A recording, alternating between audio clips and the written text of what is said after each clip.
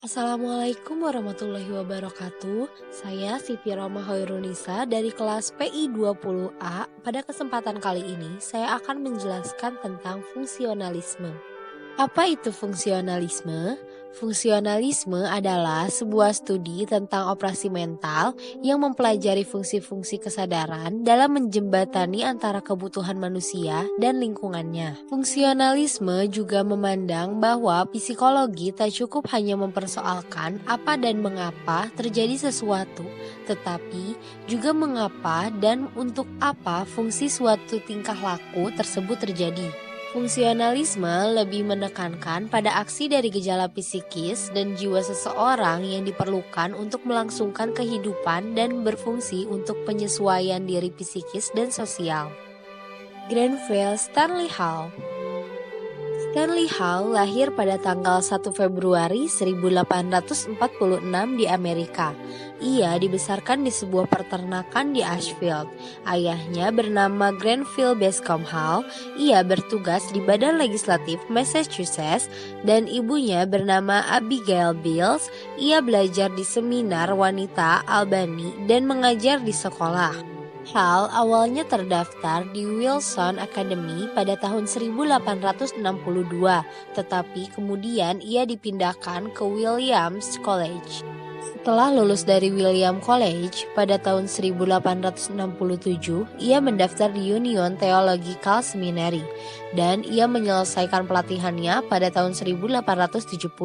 Pada tahun 1872 sampai 1876, Hall mengajar sastra dan filsafat di Antioch College.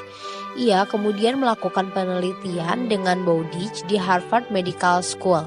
Pada tahun 1878, Hall dianugerahi gelar PhD pertama dalam bidang psikologi di Amerika Serikat. Pada tahun 1883 sampai 1888, Hall bekerja sebagai profesor di Johns Hopkins University. Dan pada tahun 1888 sampai 1920, Hall bekerja menjadi profesor dan presiden Clark University. Ia juga bekerja sebagai presiden pertama dari Asosiasi Psikologi Amerika. Ia juga menjadi pelopor dalam psikologi Amerika dan juga ia adalah seorang pendukung evolusi. Teori Hall yang terkemuka adalah teori evolusi. Dengan teorinya ini, ia sering disebut sebagai Darwin of the Mind karena ia seolah-olah menerapkan teori evolusi dari Darwin namun lebih mengarah ke arah perkembangan jiwa. Teori evolusi yang diimplementasikan Hall menekankan ontogeny recapitulates phylogeny. Artinya, proses perkembangan individu sejak dia lahir sampai dia dewasa tidak lain adalah bentuk yang lebih singkat dari proses perkembangan makhluk yang bersangkutan dari mulai tingkatnya yang paling sederhana sampai tingkat yang sempurna.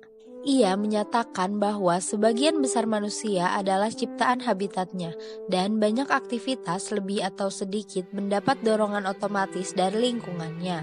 Hal ini terbukti dalam eksperimen-eksperimen yang dilakukan Hall yang menemukan bahwa reaksi-reaksi yang diberikan oleh binatang satu sel sama dengan reaksi-reaksi sel telur atau sperma dalam tubuh manusia.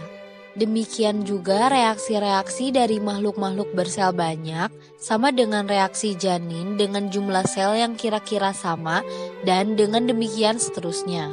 Menurut Hall, perkembangan individu merupakan rekapitulasi dari perkembangan spesiesnya. Ada 4 tahap perkembangan. Yang pertama masa kanak, yaitu masa kehidupan sebagai binatang melata dan berjalan. Yang kedua masa anak, yaitu masa manusia pemburu. Yang ketiga masa puber, yaitu masa manusia belum beradab. Yang keempat masa remaja, yaitu masa manusia yang beradab.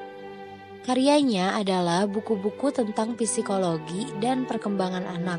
Pada tahun 1904, Hall menerbitkan buku yang berjudul Adolescence, Its Psychology and Its Relation to Psychology, Anthropology, Sociology, Sex, Crime, Religion, and Education. Dalam studi 2 jilid ini berdasarkan gagasan bahwa perkembangan anak merupakan rekapitulasi evolusi manusia. Hal mengambil berbagai masalah dan mensintesis keilmuan dari berbagai disiplin ilmu. Setelah pensiun, pada tahun 1920, Hal menulis volume pendamping tentang penuaan.